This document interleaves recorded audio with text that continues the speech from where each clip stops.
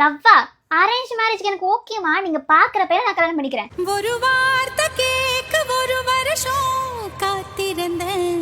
தங்கம், உனக்கு பிடிக்குமே அப்பா கிரேப்ஸ் வாங்கிட்டு இருக்காரு. இல்ல நீ சாப்பிட்டுட்டே உனக்கு பிடிச்சி. பட் எனக்கு கிரீன் கிரேப்ஸ் தானே பிடிக்கும். அட ஆமால, அவருக்கு பொண்ணுக்கு கிரேப்ஸ் பிடிக்கும்னு சொன்னோடனே கிரேப்ஸா வாங்கிட்டு வர ஆரம்பிச்சாரு. கிரீன் கிரேப்ஸ் கிடைக்கலையா? இது நீ ஒரு நாள் அட்ஜஸ்ட் பண்ணிக்கோ. முதல்ல லேப்டாப் தூக்கி கீழே வை, மடியில வச்சுக்கிட்டே இருக்காத. நான் உனக்கு மேங்கோ மில்க் ஷேக் போட்டு கொண்டு வரேன். எங்க வர நீ? வீடெல்லாம் நான் கூட்டிக்கிறேன். ஏடி அக்கா வீடு இருக்கு சொன்னியா நீ? புரியுத?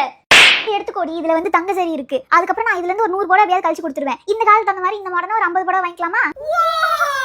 உங்க காசு மாலை ஆரம் எனக்கு கொடுத்துருங்க. சரிடி, அது நீயே வச்சுக்கோ. மாங்காய் மாலை நெக்லஸ் இருக்குமே, கட்டையா இருக்கும்னு நினைக்கிறேன். நம்ம கொஞ்சம் செயின் இறக்கி அது உனக்கு அழகா பர்ஃபெக்ட்டா இருக்கும். அம்மா உனக்கு செஞ்சு தந்துடுறேன். நாளைக்கு வேணா போய் நகை சரி பார்த்துட்டு வருவோமா?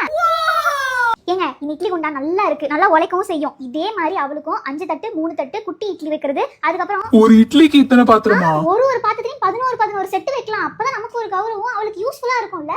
ஓகேமா, டைம் ஆயிடுச்சு. அவன் வந்துட்டேன். நான் அப்படியே ரோட் பல்ல தட்டில நான் அவன் சொன்னா வந்துட்டாரா மாப்ள?